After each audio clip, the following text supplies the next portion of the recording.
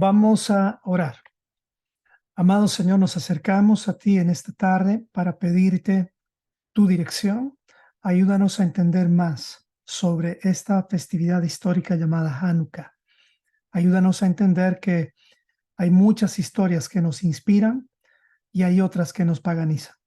Esperemos que esta festividad, Señor, nos ayude a conocer la historia e inspirarnos y no a paganizarnos. Oro esto en nombre de Yeshua. Amén y amén. Muy bien, mis amados hermanos, vamos a hablar sobre la fiesta histórica de Hanukkah. Estoy en un viaje en este momento, así que por causas de la señal y otros factores más, es que estoy haciendo la grabación con anticipación. Así que espero que presten atención como siempre. Y pues el tema es la fiesta histórica de Hanukkah, que justamente comenzó el 7, justamente el jueves 7 por la noche, y va a durar 8 días. Y la pregunta para empezar es, como creyentes en Yeshua, ¿deberíamos celebrarla? Nosotros que estamos entrando en el camino del Señor, aprendiendo Torah, ¿deberíamos celebrar esta festividad? Pues vamos a ir respondiendo más adelante. Entonces, comencemos. La pregunta siguiente sería, ¿por qué la mayoría de los creyentes en Yeshua no conocen tanto sobre Hanukkah? En otras palabras, ¿qué es lo que ha pasado en la historia que más conocemos otras festividades? Por ejemplo, festividades como la Navidad, festividades como Easter y un montón de otras festividades que se tratan de relacionar con las actividades de alguna forma bíblicas, aunque tratamos de adecuarlas o torcerlas, pero ¿por qué razón Hanukkah está tan desaparecida? Pues esta festividad realmente prácticamente ha sido celebrada únicamente por los judíos y por aquellos que estamos volviendo al camino, pero no celebrada como una instrucción bíblica. Así que vamos a ver poco a poco qué es lo que ha ocurrido en el tiempo para entender por qué razón no conocemos de Hanukkah. Primera cosa, esta festividad ocurrió en la época intertestamentaria, es decir, entre los 400 años de silencio de Dios, el silencio profético que nos cuentan los teólogos. Y de hecho que dentro de estos 400 años se dice que Dios no ha hablado más por medio de sus profetas. Es por eso que se le llama un silencio profético. Sin embargo, no es tan cierto esto. No digo que o sea, no hay un grado de verdad en esto. Hay, pero no es la verdad completa, en otras palabras, ¿ok? Así que vamos a ver qué es lo que ocurrió para que Dios se mantuviera en silencio 400 años desde Malaquías y Juan el Bautista. ¿Realmente habrá ocurrido eso? ¿Realmente Dios no habló con su pueblo, con sus hijos durante 400 años? ¿O es que Dios no habló con los demás? Porque nuestro Padre, les digo ya de entrada, Él siempre ha estado hablando con sus hijos, no necesariamente por medio de profetas, no necesariamente por medio de ángeles, pero siempre su palabra nos habla 24 horas al día, 365 días al año. Así es que veamos este cuadro. Este cuadro nos indica que estos son los 400 años de silencio profético, esta línea roja. Vamos a ver 400 años antes de Yeshua, es justamente donde el último libro de la Biblia, Malaquías, y vamos a decir el último escritor de la Biblia, Malaquías, es que se marcó a partir de ahí un ciclo de 400 años de silencio profético. Un supuesto silencio, vuelvo a recalcar. Así es que eso es lo que nos han indicado. Veamos si esto es cierto o no es cierto. Porque lo que dice Hebreos 1, del 1 al 2, dice, Dios, habiendo hablado hace mucho tiempo, en muchas ocasiones y de muchas maneras a los padres por los profetas, en estos últimos días nos ha hablado por su Hijo. Así que vamos a pensar que en cierta forma ha habido un silencio, pero no de Dios. un silencio no de Dios. Dios siempre ha estado hablando con nosotros de muchas maneras, de muchas maneras. Entonces eso es importante recalcar. Así que no leemos que Dios, después de haber pausado de hablar por un periodo de tiempo, nos habló finalmente por el Hijo. No está diciendo que Dios no siguió hablando y 400 años se mantuvo callado. No, es decir, ahora Él nos está hablando por medio del Hijo, pero hasta que llegó el Hijo, Dios nos ha hablado de muchas maneras, de muchas maneras. Y también nos habló durante los 400 años, porque justamente en este tiempo es que ocurrió Hanukkah. Pero como nos han contado que en este tiempo Dios no habló, casi muy pocos investigaron. Uno de los libros que menos hemos leído es el libro de Macabeos. Es ahí donde se conoce esta historia hermosa, les puedo decir. Es una historia hermosa. Si quieres ampliarlo un poquito más, como la anterior semana habíamos dicho, pueden leer la historia mucho más ampliada en Macabeos. Esto lo vas a encontrar en las Biblias principalmente católicas. Así es que eso es lo que nos han dicho. Veamos más adelante qué ocurrió durante estos 400 años de silencio para ver si realmente Dios había estado en silencio. Bueno, hace 400 años Persia estaba gobernando. En ese tiempo, alrededor de ese tiempo, es que se habló justamente de lo que ocurrió con la restauración del templo, los muros, la Torá y también las festividades. Todo eso se ha restaurado con Zorobabel, con Nehemías y con justamente Malaquías. Estamos hablando de todo lo que ocurrió alrededor del año 400 antes de Yeshua. Pero en el año 333 antes de Yeshua, los griegos vencen a los persas y toman el control imperial de toda esa región. En otras palabras, Dios ya había anticipado esto, es decir, Dios ya había hablado a través de Daniel que esto iba a ocurrir. Es más, no hubo un silencio en estos 400 años como tal, sino hubo una anticipación. Dios habló mucho antes para decir lo que iba a pasar en el 333.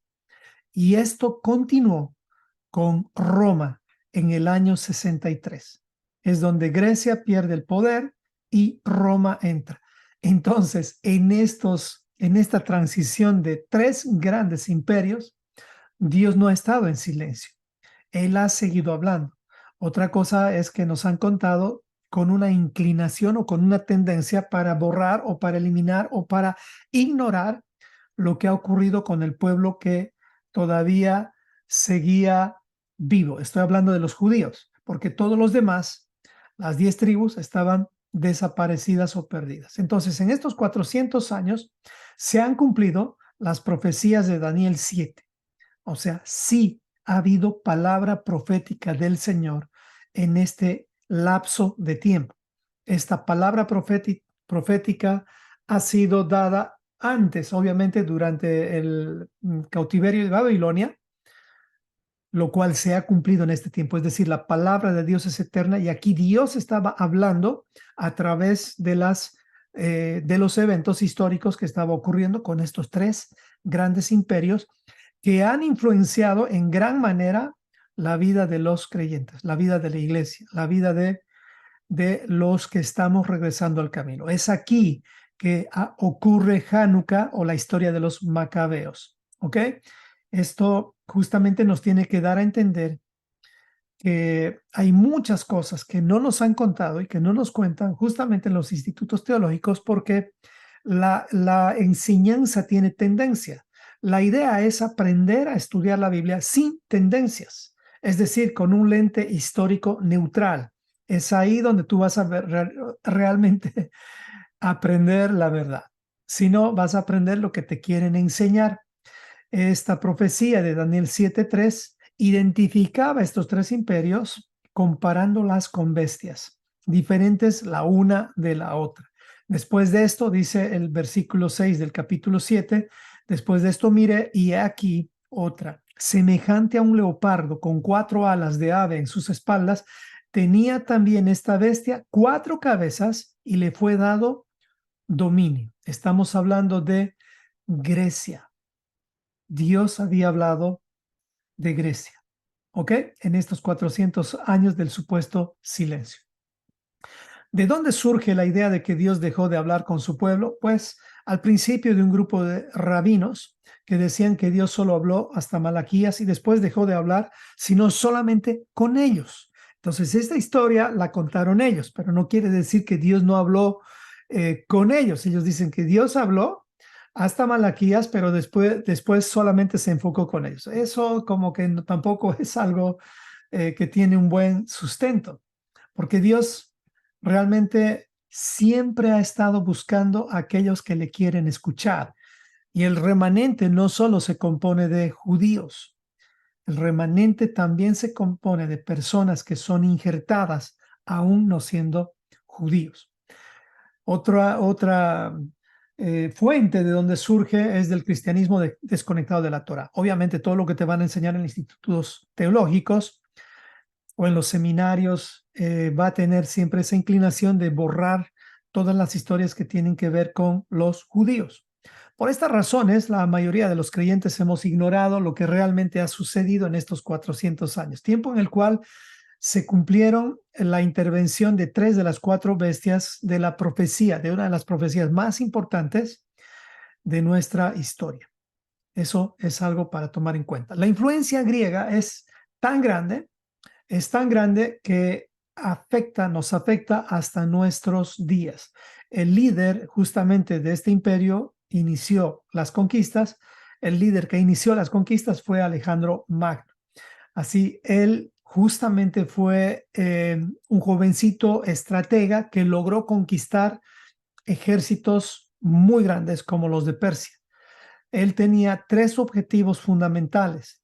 Cuando ya conquistó, él quería imponer o él quería dirigir que todo su imperio y todos los que estaban sometidos a su imperio hagan estas 3 cosas. Número 1, el plan o uno de los objetivos de Alejandro Magno era obtener conocimiento intelectual, información en todas las disciplinas científicas. O sea, él quería estudiar, quería investigar, y es por eso que si tú vas a las ciencias de la medicina, a las ciencias de la biología, casi todas las palabras originales, etimológicamente hablando, provienen del griego. Número 2, segundo objetivo, desarrollar el arte, la estética, las olimpiadas, el entretenimiento, el culto al cuerpo, etcétera, etcétera. Eso es Grecia. Y esto no quiere decir que es malo. Todo esto es maravilloso en un sentido. Lo malo lo vas a entender en un momento. Número 3, enfocarse en el placer, la filosofía, la meditación, vivir el momento. De todo esto que les estoy hablando, del tercer punto específicamente, enfocarse en el placer no es que es ni bueno ni malo, solo que es peligroso dependiendo a qué placer te quieres enfocar. La filosofía lo mismo, no es ni buena ni mala, pero va a depender de a qué sabiduría estás amando. Lo mismo con la meditación, no es mala la meditación, es parte de las instrucciones de Dios, pero lo que afecta, lo cual no es ni bueno ni malo, pero lo que afecta o la influencia de la meditación va a depender de en qué estás meditando, ¿ok? La Biblia nos manda a meditar en la palabra del Señor. Pues si tú vas a meditar, no te olvides de que es mejor meditar en algo eterno que en algo temporal. En otras palabras, estos 3 objetivos fundamentales de Alejandro Magno o del Imperio griego era globalizar el mundo, unificar el mundo, pero llevando la carga el hombre de todas las cosas. Y pues para eso no ha sido creado el hombre. El hombre no ha sido creado para el que lleve la carga de este planeta, porque no puede, no ha sido creado para eso. El hombre va a destruir este planeta, como lo estamos viendo. Es por eso que la filosofía griega no está centrada en el Señor. La filosofía griega está centrada en el hombre. En otras palabras, todos los objetivos de Grecia parecen buenos. Lo malo es que el centro de todos estos objetivos es el hombre y no el creador del hombre. Ese es el gran peligro. Por lo tanto, tengamos cuidado con esta influencia. Estoy hablando un poquito para entrar a lo que es Hanukkah, así que voy a volar en esta parte, un poco más para ver quién es este imperio griego, como para mostrarles que Dios realmente no estuvo en silencio. Es por eso que la mayoría de los creyentes, hablo de los católicos, protestantes, los cristianos, y no estoy hablando mal de ninguno de ellos, pues yo también estaba en la misma situación, no conocía estas historias como debería de conocer. Si las conocía, si las estudié de alguna forma, fue con una tendencia. Y vaya a saber cuál instituto bíblico es el que tú has estado estudiando o es el pastor que te está enseñando para ver cuál fue su tendencia. Hay muchísimas tendencias en los institutos teológicos. Bueno, el tema es que cuando Alejandro Magno muere, deja su imperio en cuatro gobernadores. No vamos a hablar de los cuatro, sino solamente de uno, de donde justamente surge el tema de Hanukkah. Y es Seleuco.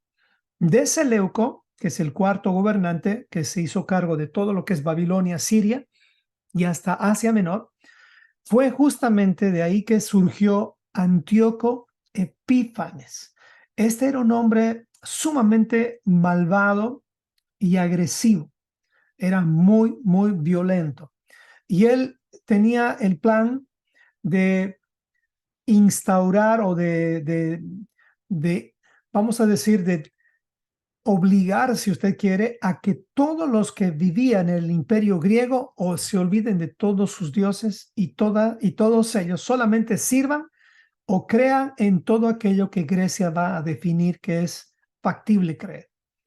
Y obviamente esto cuando llega a, a oídos de los judíos, el rechazo fue total. Es por eso que Antíoco Epífanes se dedicó a comprar algunos sacerdotes y justamente logró comprar algunos judíos, y estos judíos trataron de helenizar a los otros judíos y no es que no hicieron un buen trabajo, hicieron un buen trabajo. A tal punto es que en estas circunstancias la mayoría de los hijos de los judíos ya no hablaban un hebreo puro, hablaban un hebreo helenizado, a tal punto que ya el idioma oficial aún de los niños, de los hijos de los judíos, era el griego. Por lo tanto, es en estas condiciones también que surge justamente la primera traducción de la Biblia del hebreo al griego, que se llama la Septuaginta. Así es que es así como en este gobierno, por las imposiciones de Antíoco Epífanes, es que los judíos se rebelan contra él. Y esto causa justamente varios conflictos, a pesar de los judíos que él había comprado. Entonces, durante estos conflictos se levanta una familia. Al principio estaban perdiendo la batalla justamente los judíos, porque en el momento en que querían obligarles a adorar otros dioses, los judíos rechazaron a tal punto que tenían que escapar por sus vidas. Pero el gran problema aquí era que los judíos no peleaban o no se defendían en Shabbat. Es decir, en Shabbat ellos no podían agarrar armas para defenderse. Y es justamente ahí, bajo el asesoramiento de los mismos judíos que se habían helenizado, es que el imperio griego estaba destruyendo a los judíos. Hasta que la familia justamente de los macabeos, esta familia de los macabeos, se levanta y dicen, pues si seguimos así, vamos a desaparecer todos. Así que lo que vamos a hacer es defendernos en Shabbat. Y pues después de miles de muertes, esta familia reaccionó y entendieron que justamente dentro de lo que son las leyes de la Torah, la vida siempre está por encima de las leyes. Eso es importante entender. Este es un principio importante, que la ley no está por encima de la vida. La vida está por encima de la ley. En otras palabras, si por guardar Shabbat vas a morir, pues no lo guardes. Si estás con un asunto de salud y justamente te dio un ataque al corazón en Shabbat, ve al hospital inmediatamente. O sea, es más importante la vida, porque si ya no hay vida, ¿qué mandamientos podríamos guardar? Amén. Bueno, así es que vamos con algunas preguntas. Nosotros, los creyentes, ¿deberíamos participar o no de la festividad de Hanukkah? ¿Qué dice? Pues Hanukkah no es una festividad establecida por el Creador, para nada, eso no está en la Torah, no está en la Biblia. Sin embargo, es una fiesta que transmite muchas verdades, mucha historia, valores bíblicos, así que va a depender de cada uno de nosotros. No es obligatorio y nadie te puede juzgar porque celebres o porque no celebres. Solamente que no vayamos a torcer también las escrituras diciendo que esta es una fiesta ordenada por el Señor. No, esta es una fiesta histórica que nos enseña muchas verdades bíblicas, nos inspira. Es por esa razón que es bueno conocer esta fiesta, aunque también tiene un lado malo, ya cuando después que vencieron los macabeos, ya la historia no es tan bonita de contar. Por eso es bueno enfocarnos, vamos a decir, en la parte buena de la historia. ¿Ok? Así que una de las cosas importantes también es, no, Hanukkah no es una alternativa frente a Navidad. No estamos comparando Hanukkah con Navidad porque son dos cosas, aunque parecidas, pero no deberíamos compararlas. Es verdad que en Hanukkah se da regalos y otras cosas más, pero no trates de como reemplazar Navidad con Hanukkah. No, simplemente celebra Hanukkah y olvídate de estar atacando la Navidad o estando a favor de la Navidad. Lo mejor que puedes hacer con la Navidad es ignorar eso. Y de pronto en tu casa, si alguien dice yo quiero celebrar la Navidad, pues mi recomendación ya en estos 4 años que estoy en el camino es, pues no se haga ningún lío de pelearse con su familia, de que la Navidad es pagana y todo eso, si no le quieren escuchar, pues no tiene por qué pelearse de asuntos que son temporales. La Navidad va a pasar, la Navidad es hojarasca, va a ser destruida. Si no, más bien haga una negociación con sus hijos. Si de pronto sus hijos le dicen, yo quiero celebrar Navidad, pues dile, yo te acepto siempre y cuando también celebres las 7 fiestas bíblicas. Y es más, te doy una tarea, investiga el origen de la Navidad y ve si la Biblia lo respalda o no. Deja que él mismo encuentre la verdad, pero tú no pelees esas batallas, porque hasta este momento, cuando yo he iniciado batallas así, la verdad que no ha sido sabio. Más he alejado a la gente que acercar a la gente. Recuerden, todo lo que está sin Torah no va a prevalecer. Navidad, sisters y un montón de cosas no van a prevalecer. ¿Para qué pelear con algo que ya está declarado que va a ser destruido? Mejor aprovechemos el impulso de la gente que quiere celebrar Navidad y digámosle, qué bueno, si vas a celebrar Navidad, solamente te pido algo, también celebra las 7 fiestas bíblicas. Y uno diría, pero ¿qué comunión tiene eso con lo otro? Bueno, no se trata de comunión en un sentido, sino se trata de que por lo menos tú no vas a hacer que la persona que quiere celebrar Navidad de pronto ya se pelee con todas las demás fiestas y al final, como dicen, ni soga ni cabrito, o sea, pierdes todo. Pero el proceso de deselenizarnos implica también que nosotros seamos sabios y muchas veces diríamos astutos. No me gusta usar esa palabra, pero en cierta forma una negociación que va a convenir, porque es mucho más conveniente que nuestros hijos o las personas que rechazan la Navidad por lo menos también celebren las 7 fiestas o por lo menos las estudien, las investiguen, porque Dios a través de estas fiestas también tiene justamente algo que es eterno y lo eterno cuando tú lo encuentras, cuando tú lo pruebas, ya no lo quieres soltar. Así que no se pelee tanto con eh, acusar a la gente que celebra Navidad de paganos. No celebre usted la Navidad. Yo no le estoy diciendo que tiene que ahora aceptar y ser de esos light que todo lo aceptan. No, no, no. Lo que le estoy diciendo, usted no ataque, no esté atacando, no esté insultando a nadie de paganos ni nada, porque no es correcto. No es correcto. No vamos a morder las manos de aquellos que un día nos han cuidado. En la iglesia cristiana nos han amado, nos han bendecido, nos han protegido. Y eso no lo han hecho de dientes para afuera. La mayoría de los pastores que yo conozco lo han hecho con mucho amor. Y creo que eso merece que por lo menos no andemos de, con ese espíritu de hipócritas o de saduceos y de fariseos hipócritas que estamos atacando a uno y a otro sin entender que realmente la victoria ya el Señor nos ha dado en las cosas eternas. Espero que me esté dejando entender, pero no estoy promoviendo navidades ni nada. Lo que estoy tratando de hacer es que no cometamos el error de construir muros, construyamos puentes.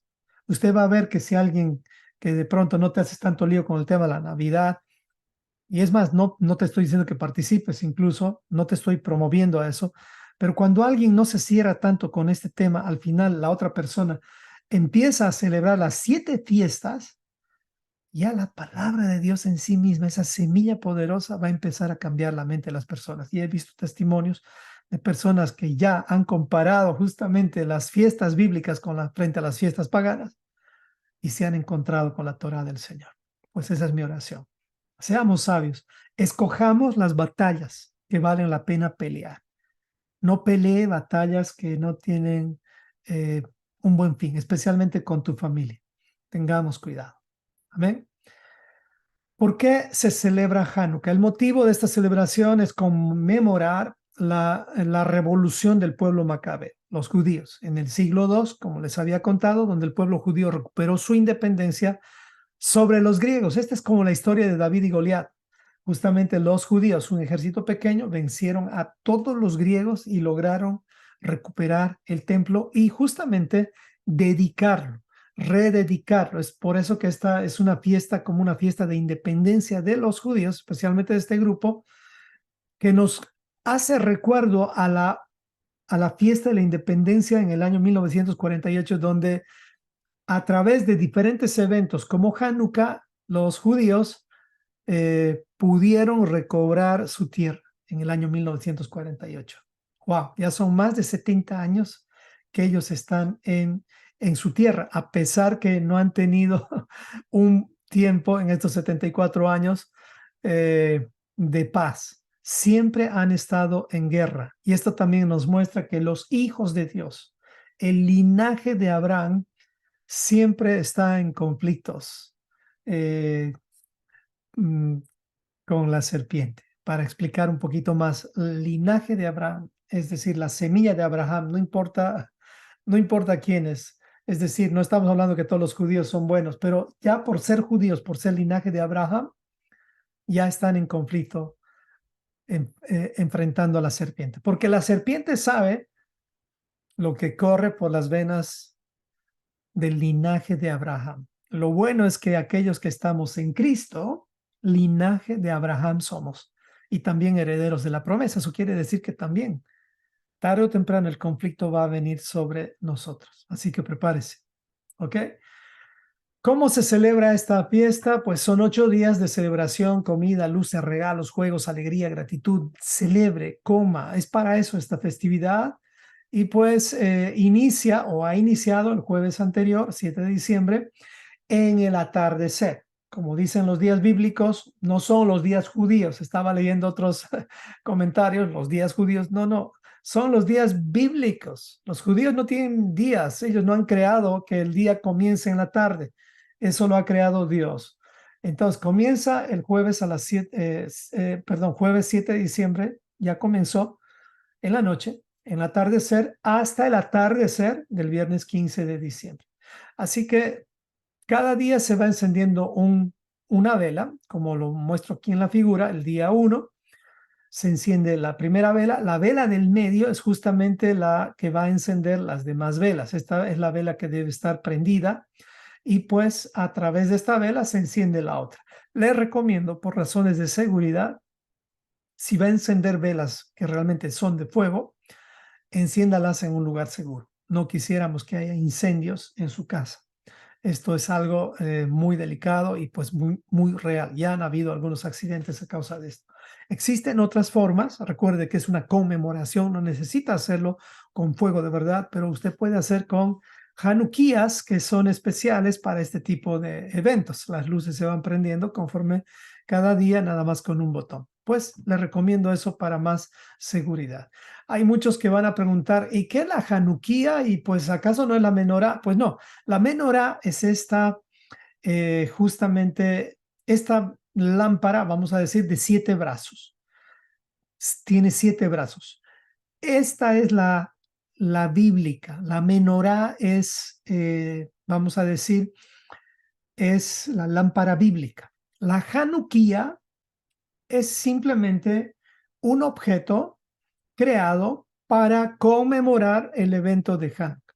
No tienes que estar eh, pensando que también esto es algo malo. No, simplemente esto es un objeto para conmemorar el encendido de las velas, 8 velas. Son 9 brazos que tiene, porque el del centro es el que enciende los demás brazos. Pero el elemento o la lámpara bíblica como tal es la menorá porque tiene los 7 brazos. ¿Ok? Esa sería la diferencia.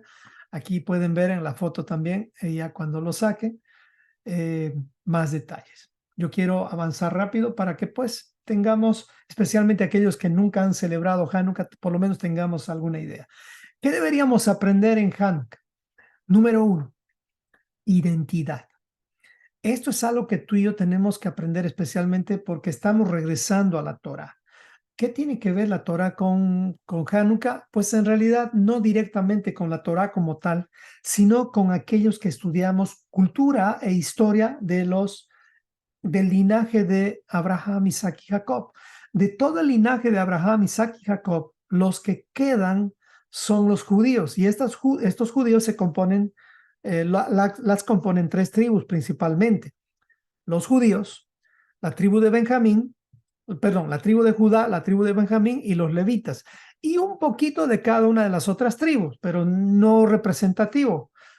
Entonces, ellos tienen bien claro esto y como esta fiesta corresponde a los judíos, a estos grupos, pues nosotros no debemos ser apáticos con la historia de nuestros hermanos mayores.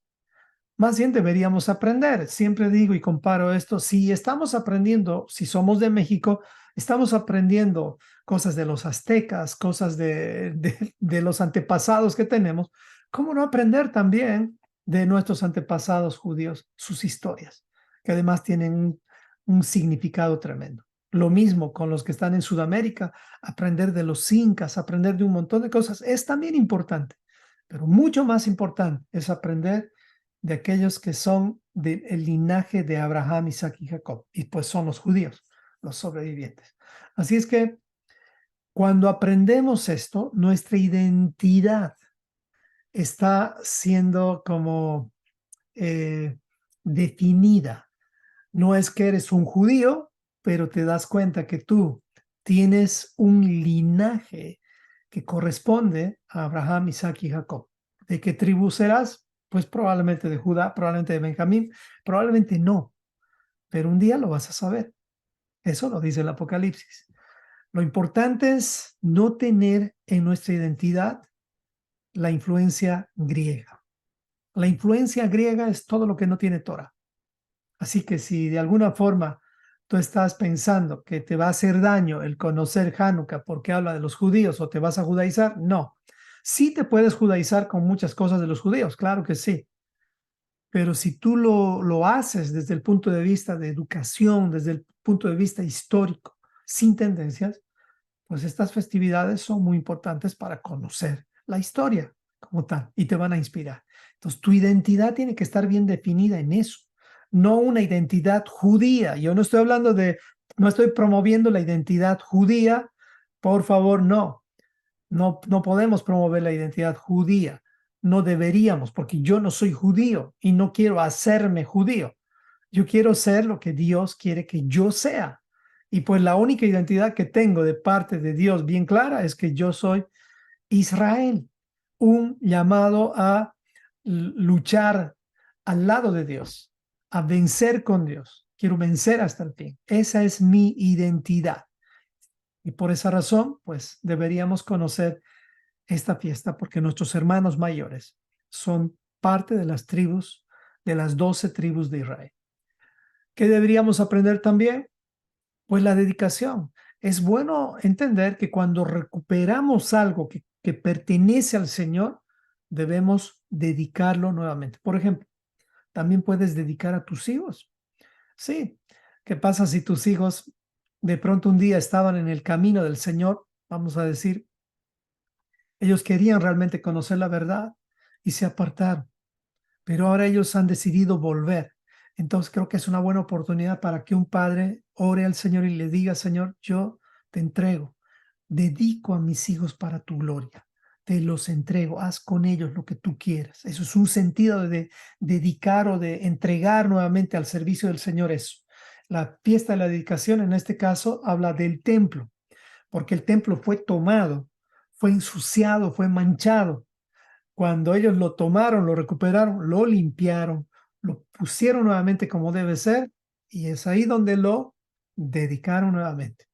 Así es que eso es lo que tenemos que hacer. Y recuerde, nosotros somos templo del Señor y nosotros de verdad deberíamos dedicarnos al servicio de nuestro Señor cada, cada día. No permita que la corriente de este mundo gobierne su vida para que usted termine dedicando su vida a cosas temporales. Número 3, también esta fiesta nos enseña a defender nuestra fe. Es un buen ejemplo, le puedo decir, lo que ha sucedido con Hanukkah, porque la presión del medio ambiente, la presión de los imperios, la presión de política que estaban viviendo, hizo que muchos judíos, por diferentes razones, ya sea salud, ya sea que eran viejitos, se doblegaron hacia los judíos. Muchos incluso hicieron la circuncisión reversible para participar de las Olimpiadas, porque en ese tiempo se participaba de las Olimpiadas prácticamente desnudo, porque había un culto al cuerpo. Eso es lo que promueve Grecia. Así que al aprender esta historia, vas a aprender también a defender nuestra fe. Dice 1 Pedro 3:15, sino santificad a Cristo como el Señor en vuestros corazones. Entendamos bien esto. Nosotros tenemos que separarnos como seguidores de Cristo para que Él gobierne nuestras vidas. Estando en esa condición, debemos estar siempre preparados para presentar defensa ante todo el que les demande razón de la esperanza que hay en vosotros para hacerlo con mansedumbre y reverencia. Fíjese bien, aquí no está diciendo para presentar ataque. Por esa razón le digo, no ataque, no ataquemos a nadie. Esa no es la naturaleza de los creyentes en Yeshua. Esa naturaleza, si tú ya la estás adoptando y te estás convirtiendo en aquellos que atacan a alguien que dice Jesús, por no decir Yeshua, ya lo están atacando, no es la naturaleza de los que estamos volviendo al camino. Esa es la naturaleza de los religiosos, de los extremistas, de los legalistas. Tenemos que tener cuidado. Recuerden, si aprendemos o practicamos la Torah sin amor, eso es legalismo. Y lo mismo sucedería al contrario también, si aprendemos Torah y decimos, no, haz lo que te da la gana, viví como tú quieras, eso ya es apostasía. No podemos usar la Torah ni para lo uno ni para lo otro. Usemos la Torah para ser edificados en base a 3 fundamentos. La doctrina de los apóstoles y los profetas en base a la interpretación de Yeshua. Esa es la forma correcta de estudiar justamente a partir de Yeshua. Colosenses 4:6 dice que vuestra conversación sea siempre con gracia, sazonada como con sal, para que sepáis cómo debéis responder a cada persona. Miren, aprendamos a ser embajadores del reino. Eso a mí no ha sido fácil. Yo también soy un fosforito. Al principio he cometido varios errores, pero ahora que cada vez aprendo más, digo, Señor, ayúdame a responder con gracia, con amor y verdad a cada persona. ¿De qué te sirve pelearte con los demás y poner obstáculos a los demás. No hagamos eso, hermanos. Es muy triste, muy lamentable ver cómo muchos de los que están estudiando la Torá, raíces hebreas, sendas antiguas, lo que tú quieras llamar, lo que están haciendo es promover división, promover rechazo.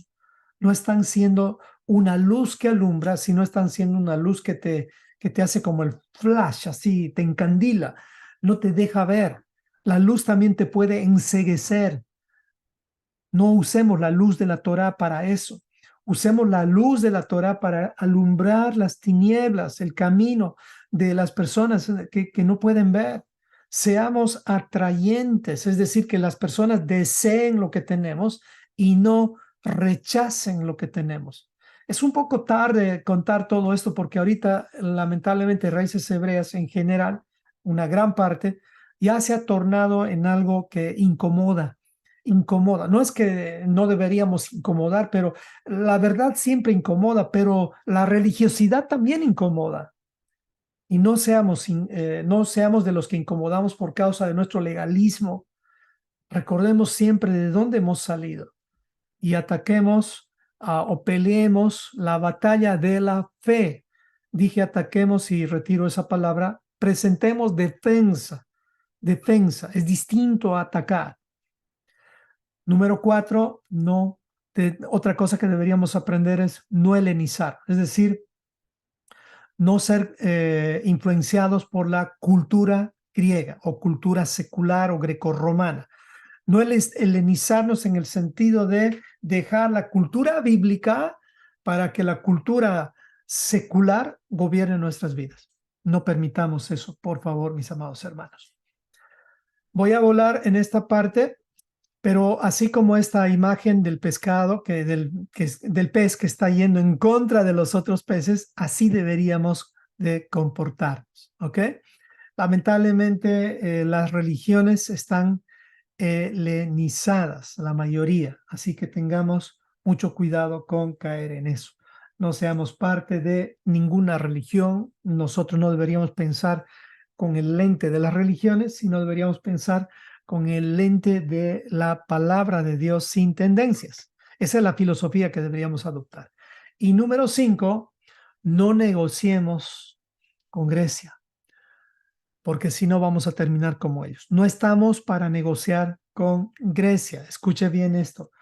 Yeshua no estuvo, Dios no estuvo negociando con los egipcios. Es más o menos esa la figura. No estaba diciéndoles, bueno, van a vivir con ustedes como esclavos, pero solamente 5 días a la semana y les van a dar 2 días de libre. Dios no estaba negociando con ellos. Dios dijo, salgan de Egipto y los sacó. Lo mismo ahora el Señor nos dice, salgan de Babilonia. No podemos, escuche bien esto, no podemos cambiar Babilonia, no podemos cambiar Grecia, no podemos. Lo que tenemos que hacer es salir de Grecia, que nuestra mente especialmente salga de la influencia de Grecia y después va a ser más fácil poder ver. Es como estar en un hueco, haga de cuenta que Grecia es como un hueco porque es así, es prácticamente algo que tiene muros, porque es limitado. En cambio, cuando sales a ver al Señor es eterno, no hay paredes. En cambio, con Grecia hay paredes, es limitado, es terrenal, es temporal. Cuando estás en esa pared, lo que ves es Grecia, Grecia, Grecia, Grecia por todo lado y piensas que eso es eterno y te gusta Grecia, no te quedes en Grecia, no te quedes en lo secular, no te quedes en la religión. Sal de la religión, estudia la Biblia sin tendencias, porque si no, vas a terminar como ellos. Dice Isaías 5:20 al 24, ay de los que llaman bueno a lo malo y malo a lo bueno. Ay de los que convierten la luz en tinieblas y las tinieblas en luz. Ay de los que convierten lo amargo en dulce y lo dulce en amargo. Ay de los que se creen sabios. Ay de los que se consideran muy diligentes. Esto me hace recuerdo a Mateo 23. Puro ay, ay, ay. El Señor nos quiere advertir. Tengamos cuidado con Grecia. Tengamos cuidado con Grecia. Así es que no, no caminemos en ignorancia.